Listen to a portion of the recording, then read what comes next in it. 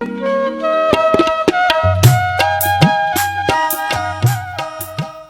की वारी अपनी जी? पानी की वारी है जनाब। अच्छा, कितने बजे बनना है? पानी 3 बजे 8 मिनट से।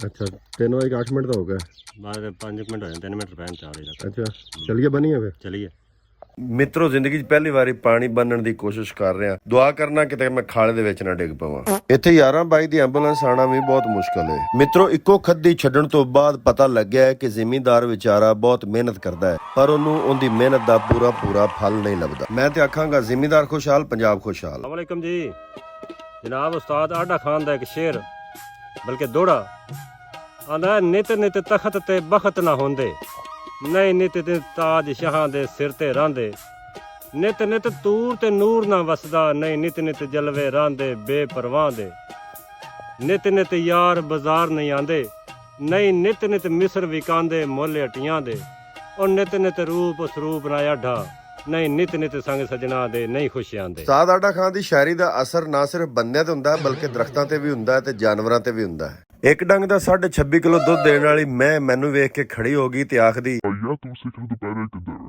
ਆ ਇੱਕ ਹੋਰ ਭਾਈਆ ਵੀ ਪਾਣੀ ਦੇ ਇੰਤਜ਼ਾਰ ਦੇ ਵਿੱਚ ਮੋਢੇ ਤੇ ਕਈ ਰੱਖ ਕੇ ਘੰਟੇ ਪੂਰੇ ਕਰ ਰਿਹਾ ਹੈ। ਇਹ ਕਾਂ ਤੇ ਕਾਮਣੀ ਦੋਨੋਂ ਮੀਆਂ ਬੀਵੀ ਰਾਜ਼ੋ ਨਿਆਜ਼ ਤੇ ਪਿਆਰ ਮੁਹੱਬਤ ਦੀਆਂ ਗੱਲਾਂ ਕਰ ਰਹੇ ਨੇ ਤੇ ਆ ਬੱਗੇ ਰੰਗ ਵਾਲਾ ਬਗਲਾ ਕੈਦੋ ਬਣਨ ਦੀ ਭਰਪੂਰ ਐਕਟਿੰਗ ਕਰ ਰਿਹਾ ਹੈ। ਮਿੱਤਰੋ, ਸਾਰੀ ਦੁਨੀਆ ਤੋਂ ਸੋਹਣਾ ਸਾਡਾ ਦੇਸ਼ ਪੰਜਾਬ, ਜਿਹੜਾ ਕਿ ਹਰੇ ਭਰੇ ਖੇਤਾਂ ਨਾਲ ਹਰ ਵਕਤ ਲਹਿਕਦਾ ਤੁਹਾਨੂੰ ਨਜ਼ਰ ਆਂਦਾ ਹੈ, ਖੁਸ਼ਬੂਆਂ ਫੈਲਾਉਂਦਾ ਨਜ਼ਰ ਆਂਦਾ ਹੈ। ਇਸ ਸੋਹਣੀ ਧਰਤੀ ਤੇ ਜ਼ਿਆਦਾ ਤੋਂ ਜ਼ਿਆਦਾ ਦਰਖਤ ਲਾਈਏ ਤਾਂ ਕਿ ਗਰਮੀ ਦੀ ਸ਼ਿੱਦਤ ਤੋਂ ਮਹਿਫੂਜ਼ ਰਹਿ ਸਕੀਏ। ਮਾਮੇ ਦੇ ਮੁੰਡਿਆਂ ਨੇ ਆਖਿਆ ਕਿ ਠੰਡੇ ਪਾਣੀ ਦੇ ਵਿੱਚ ਨਹਾਉਣ ਦਾ ਆਪਣਾ ਹੀ ਸਵਾਦ ਹੈ ਤੇ ਆਓ ਟੂਲ ਚੱਲਦਾ ਪਿਆ, ਚੱਲ ਕੇ ਨਹਾਈਏ। ਤੇ ਅਸੀਂ ਵੀ ਬਗੈਰ ਕਿਸੇ ਵਕਤ ਜ਼ਾਇਆ ਕੀਤੇ ਤੋਂ ਸਿੱਧੇ ਟੂਲ ਤੇ ਪਹੁੰਚ ਗਏ। ਖੁੱਲੇ ਤੇ ਠੰਡੇ ਪਾਣੀ ਦੇ ਵਿੱਚ ਨਹਾ ਕੇ ਗਰਮੀ ਨੂੰ ਬਾਰਡਰੋਂ ਪਾਰ ਛੱਡਿਆ। ਮਿੱਤਰੋ, ਤੁਸੀਂ ਵੀ ਨਹਾਉਣਾ ਚਾਹੋ ਤੇ ਮੋਸਟ ਵੈਲਕਮ।